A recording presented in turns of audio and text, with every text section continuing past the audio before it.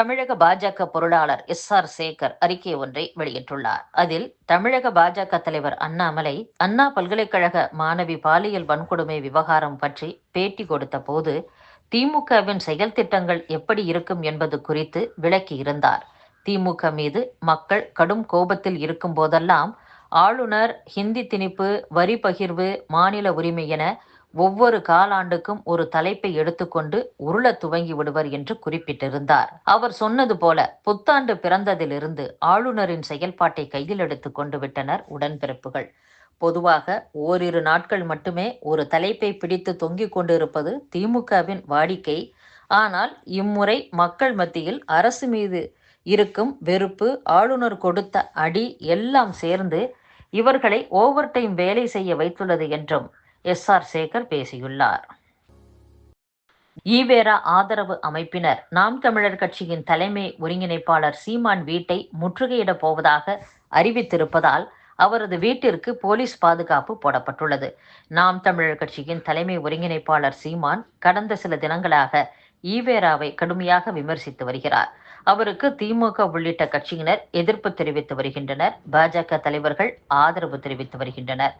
இதற்கிடையே ஆண் பெண் உறவு குறித்து ஈவே ராமசாமி கொச்சையாக எழுதியிருப்பதாக சீமான் கூறியதற்கு சில தினங்களுக்கு முன்பு ஆதாரம் கேட்டு சென்னை நீலாங்கரையில் உள்ள அவருடைய வீட்டை தந்தை பெரியார் திராவிடர் கழகத்தினர் முற்றுகையிட முயன்றனர்.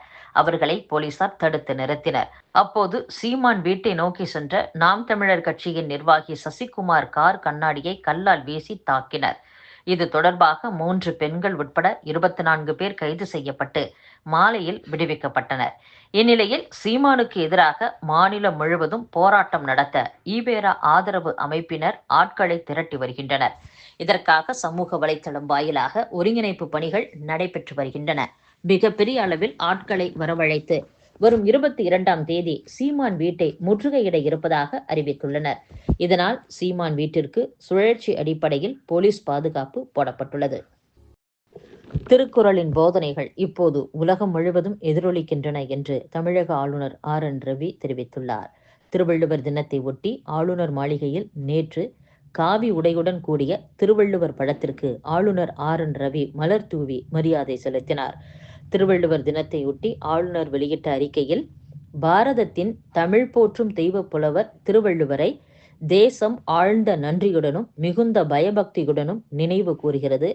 பல்லாயிரம் ஆண்டுகளுக்கு முன் அவர் ஒவ்வொரு தனி நபருக்கும் அமைப்புக்கும் பொருந்தக்கூடிய ஒப்பற்ற வழிகாட்டியான திருக்குறளை வழங்கினார்.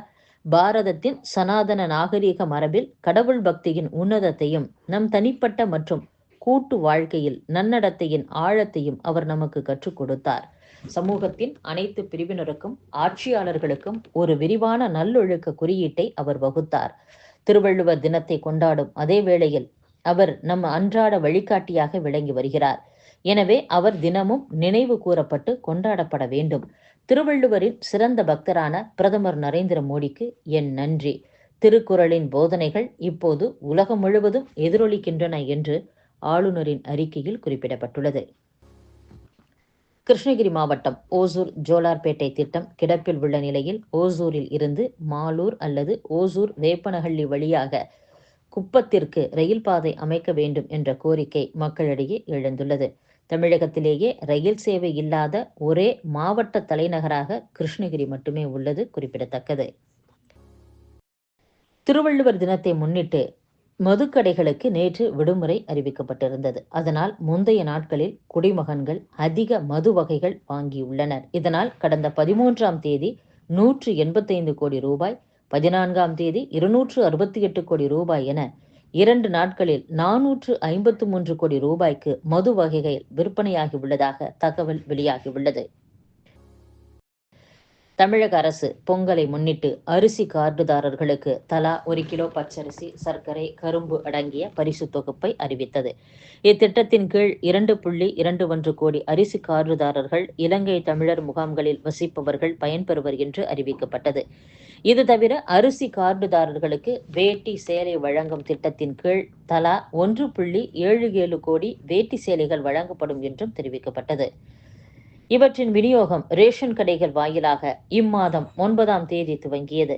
கடைகளுக்கு பொங்கல் தொகுப்பு முழுவதுமாக அனுப்பப்பட்டது. வேட்டி சேலைகள் 50 முதல் 60% மட்டுமே வழங்கப்பட்டன.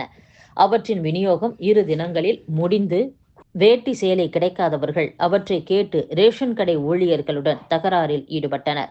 மோதலை தவிர்க்க பல கடைகளில் வேட்டி சேலை இருப்பு இல்லை என அறிவிப்பு பலகை வைத்துள்ளனர். இது குறித்து ரேஷன் ஊழியர்கள் கூறும்போது, பொங்கல் தொகுப்பை இம்மாதம் 13ஆம் தேதி வரை வாங்கலாம் என்று அரசு அறிவித்தது. ஆனால் ஒவ்வொரு கடைக்கும் கார்டுதாரர்களின் எண்ணிக்கையில் பாதி கூட வேட்டி சேலைகள் அனுப்பவில்லை.